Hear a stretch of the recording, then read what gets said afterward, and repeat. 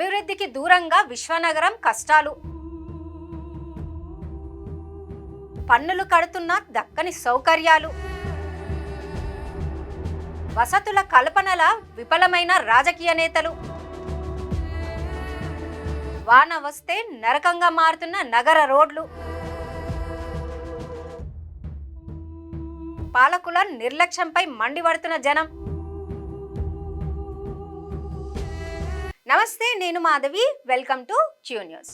భాగ్యనగరం అంటే అందరికీ గుర్తుకొచ్చేది పెద్ద పెద్ద భవనాలు, ఐటీ కంపెనీలు. రాష్ట్రానికే కాదు, దేశానికి కూడా మన నగరం పెద్ద దిక్కుగా మారింది. ఎంతో మందికి బతుకు తెరువు చూపిస్తున్న ఈ విశ్వనగరాన్ని ఇప్పుడు చక్కగా పట్టించుకునేటోలే లేక గోసబడతాంది. పన్నుల రూపంలో వేల కోట్లు కడుతున్న నగరానికి దక్కాల్సిన అభివృద్ధి దక్కట్లేదని జనాలు మండిపడుతున్నారు. ఒకప్పుడు దేశంలోనే మొదటి స్థానంగా ఉన్న మన నగరానికి ఇప్పుడు ఏమైంది? ఈ లీడర్లు ఎందుకు ఇట్లా నిర్లక్ష్యం చేస్తుండ్రో చూద్దాం. మన హైదరాబాద్ నగరానికి ఒక గొప్ప చరిత్ర ఉంది. ఉపాధి కోసం దేశం నలుదిక్కుల నుంచి లక్షలాది మంది ఇక్కడికి వస్తుంటారు. రాష్ట్ర ఖజానాకు సగానికి పైగా ఆదాయం మన భాగ్యనగరం నుంచే జమ అవుతుంది. ప్రపంచ స్థాయిలో సంస్థలు ఇక్కడ పెట్టుబడులు పెడుతుంటాయి. వైద్య రంగంలో కూడా మన నగరానికి ఎంతో పేరుంది. ఎక్కడెక్కడి నుంచో జనాలు ఇక్కడికి వచ్చి దవాఖానాలల్లో వైద్యం చేయించుకుంటుంటారు. ఇంత గొప్ప పేరు ఉన్న నగరానికి సరైన సౌలతులు ఇచ్చుట్ల లీడర్లు ఘోరంగా ఫెయిల్ అయ్యిండ్రు. రోజు రోజుకి పెరుగుతున్న జనాభాకు తగ్గట్టుగా రోడ్లు, మురికినీటి వ్యవస్థను బాగు చేయలేకపోవడంతో సామాన్యులు రోజు నరకం చూస్తుండ్రు. వాన వస్తే చాలు రోడ్లన్నీ చెరువులైతాయి. ఇక ట్రాఫిక్ కష్టాలైతే చెప్పుకోరాదు. వేల కోట్ల రూపాయలు పన్నులు కడుతున్న నగరం ప్రజలకు మాత్రం కనీస వసతులు దొరుకుతలేవు. ఎక్కడ చూసినా గుంతలమయమైన రోడ్లు జనాల ప్రాణాలు తీస్తున్నాయి. ఎలక్షన్లు వచ్చినప్పుడు మాత్రమే నాయకులకు హైదరాబాద్ యాదికొస్తుంది. ఓట్లు అడిగేటందుకు వచ్చినప్పుడు పెద్ద పెద్ద హామీలు ఇస్తారు, కానీ గెలిచినాక నగర ప్రజల గోస పట్టించుకునే నాదుడే లేకుండా పోయినరని జనాలు ఆగ్రహం వ్యక్తం చేస్తుండ్రు. ప్రతిపక్షంలో ఉన్నప్పుడు ఒక మాట, అధికారంలోకి వచ్చినాక ఇంకో మాట చెబుతూ నాయకులు పబ్బం గడుపుకుంటుండ్రు. నగర శివార్ల పరిస్థితి అయితే మరీ ఘోరంగా తయారైంది. ఏండ్ల సంధి గవ్వే రోడ్లు, గవ్వే కష్టాలు కనపడుతుంటే మా పన్నుల పైసలు ఎటుపోతున్నాయని జనాలు పాలకులను గట్టిగా నిలదీస్తుండ్రు. ఇంత నిర్లక్ష్యం ఎందుకు జరుగుతుందన్నది అందరికీ అంతు చిక్కని ప్రశ్నగా మిగులుతుంది.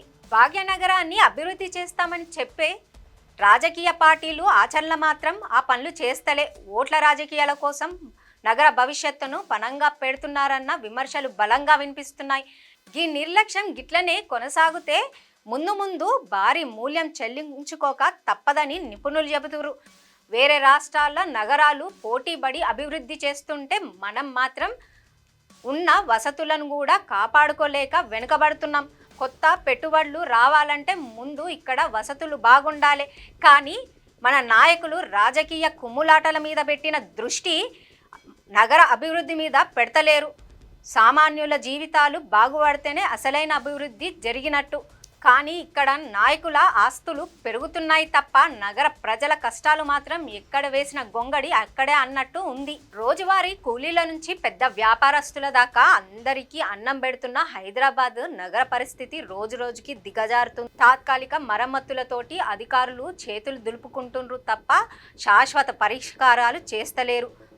అండర్ గ్రౌండ్ డ్రైనేజీలు, కొత్త వంతెనలు, మెరుగైన రవాణా సదుపాయాలు కల్పించడంలో ప్రభుత్వం పూర్తిగా విఫలమైందని జనాలు ఆరోపిస్తున్నారు.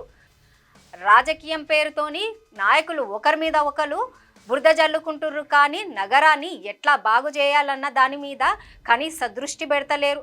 పాలకులు ఇప్పటికైనా కళ్ళు తెరవకపోతే రాబోయే రోజులల్లో తగిన బుద్ధి చెప్తామని నగర ప్రజలు హెచ్చరిస్తున్నారు. తెలంగాణకు గుండెకాయ లాంటి హైదరాబాద్ నగరాన్ని ఎవ్వరూ పట్టించుకోకపోవడం అందరినీ ఆవేదనకు గురి చేస్తుంది. పాలకుల తీరు మారుతుందా లేదా భాగ్యనగర కష్టాలు ఇట్లనే కొనసాగుతాయా అన్నది జనాలు ఆసక్తిగా గమనిస్తున్నారు.